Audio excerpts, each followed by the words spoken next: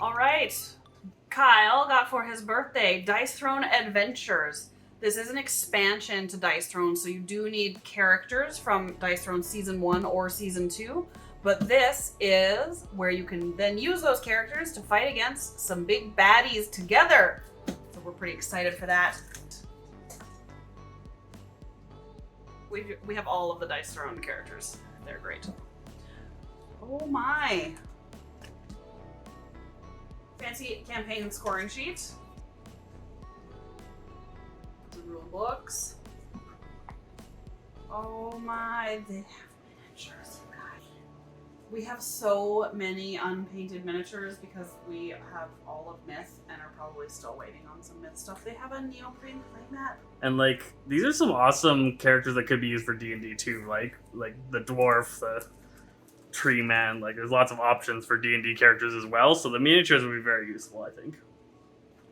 Oh man, what is... Love the packaging. It's very for nice these packaging. games. They've done fantastic. Like, even on the Season 1, having an individual thing for each character was amazing.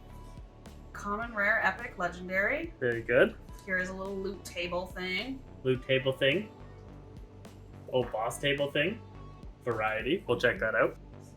The first boss, the Mad King, Fallen Gunslinger. I want to show the other side, and it shows all their effects and what their dice rolls do.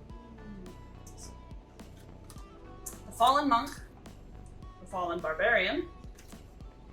And then there's their player boards. Ooh, yes.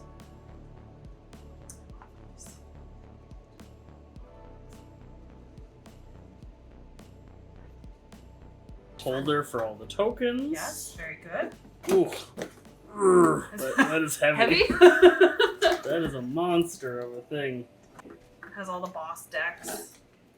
The dungeons that you fight them in, it looks like this is. The depths. These must be like assistant bad guys. Assistant bad guys. Yeah.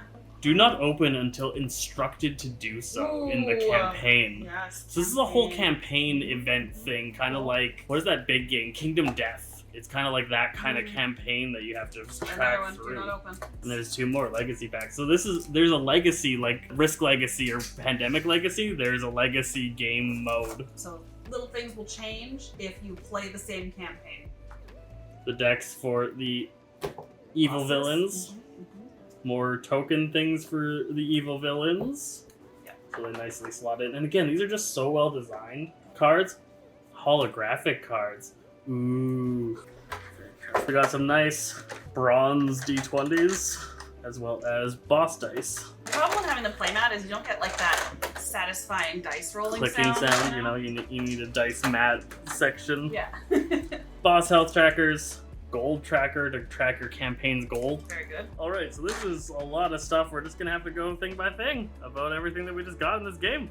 Alright, so these are the splitters for all of the decks of cards. So Mad King, each of them gets their own little subsection here. Barbarian. So these are their decks. A great thickness for these tokens. The boss cards have some nice art. They're just very nice and styled. Cursed Barbarian has his own set of cards with his own style. Our Gunslinger is Cursed Farm. The rules suggest where to put all of your tokens and counts out all of the tokens that you have. And finally, the Cursed Monk.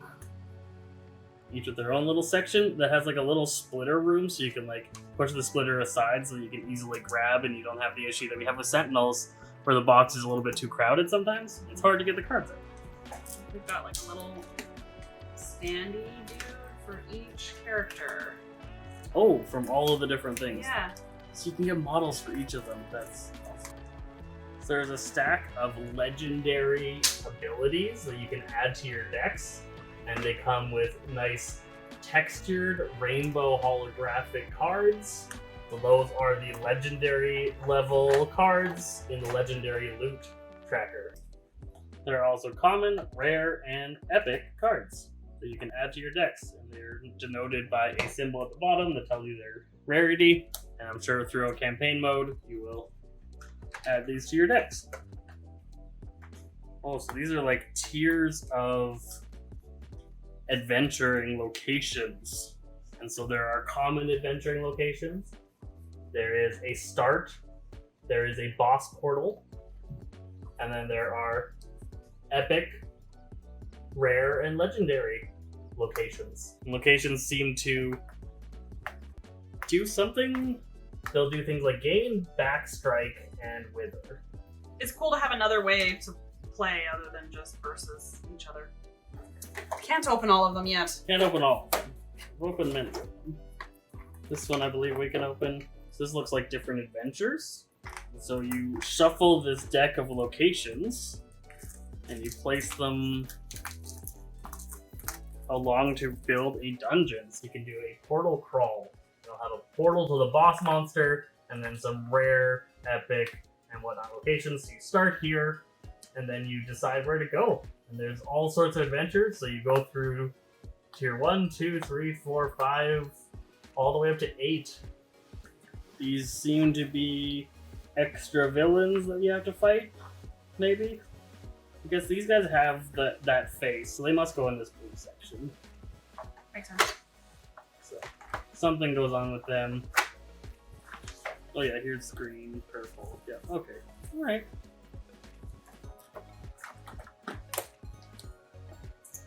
So satisfying. Oh, little trays.